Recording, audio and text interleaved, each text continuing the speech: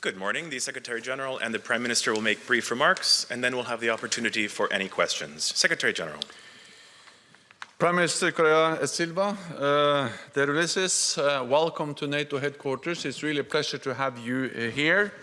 And I very much appreciate the meeting we just had, where we discussed how to further develop the cooperation between NATO and your country.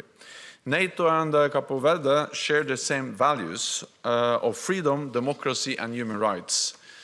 You already have a close relationship with many allies, including Portugal, and last year you signed a memorandum of understanding with the United States to increase defense cooperation and maritime security. In 2006, Cabo Verde hosted the NATO exercise Steadfast Jaguar.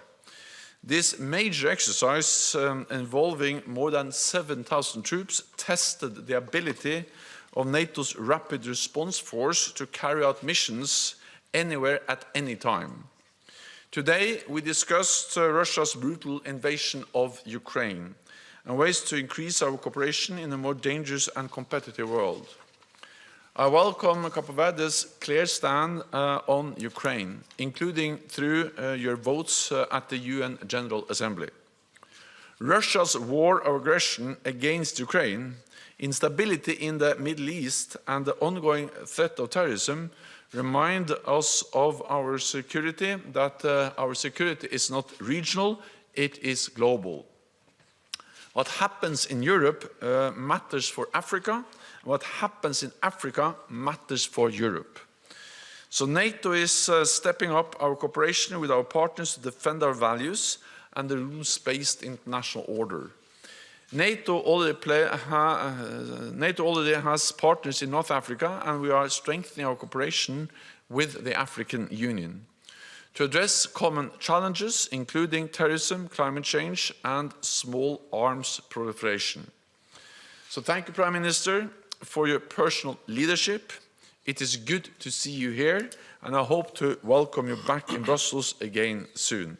Please, Prime Minister, you have the floor. Thank you. I'm going to take my speech in Portuguese.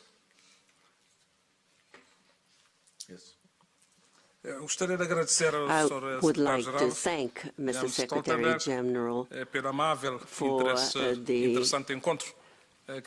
kind and interesting meeting we had just now. Cabo Verde is a country committed with the principles of democracy, liberty, respect for human rights, respect for people's sovereignty, for territorial integrity, and for international law. We believe that there is no better political regime than liberal democracy.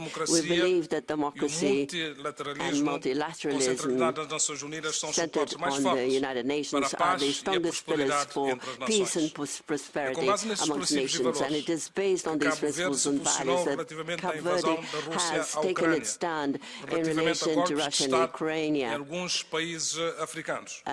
regarding some African countries and regarding the war between Israel and the Hamas. We have felt the impact of these conflicts. It is located 6,000 kilometers away from the Ukraine, approximately we are. But the invasion of Ukraine by Russia had an impact in economic and social terms in Cabo Verde, especially in terms of the inflation in 22, which went up fourfold according to normal levels or over normal levels. And it is based on the principles that defend an international order that fosters peaceful settlement of litigations by the use of diplomatic processes. It is an important partner with the European Union and has century-old relationships with the United States, where most of the Cabo Verde diaspora resides. It has economic relationships with Europe in tourism, trade, which are very strong and have a substantial weight in our economy. We have relationships with the European Union and the United States in defense and security, especially in maritime security, which we have been developing for many years. And for the most part, these countries are members of the NATO.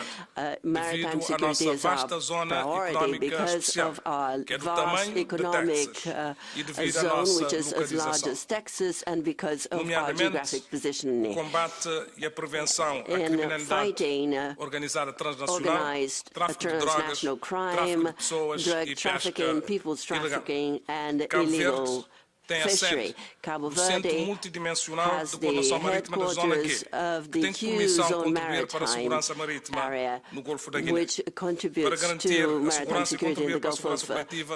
And in order to assure security, we need good partners and allies. And it is natural that we meet NATO again for a political dialogue and cooperation for peace and security, for our country, our interests, and for the contribution that Cabo Verde can make to cooperative security. Thank you. Thank you. We now have the opportunity if there are any questions. If not, that concludes this press point. Thank you. Thank you. Thank you. Thank you.